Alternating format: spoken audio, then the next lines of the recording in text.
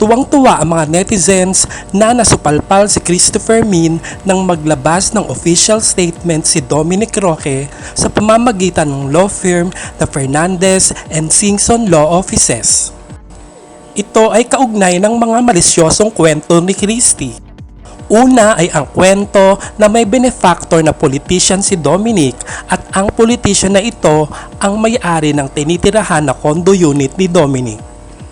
Pangalawa ay ang kwento ni Christie na isa pang benefactor na nagbigay ng gasoline station na clean fuel kay Dominic.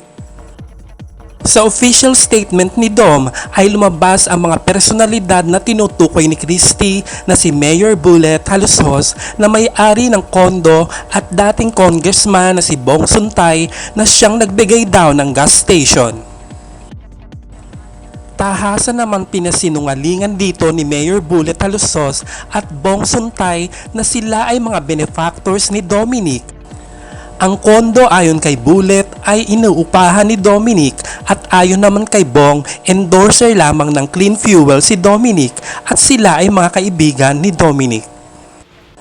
Ayon pa rin sa official statement, nahihiya si Dominic at humingi ng dispensa sa dalawa na nasangkot ang pangalan nila sa hiwalayan nila ni Bea.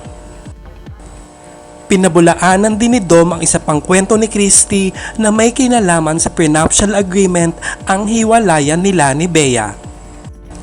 Sa huling balita ay pinag-aaralan naman ng kampo ni Dominic na magsampa ng kaso laban kay Christie dahil sa mga mapanira niyang kwento.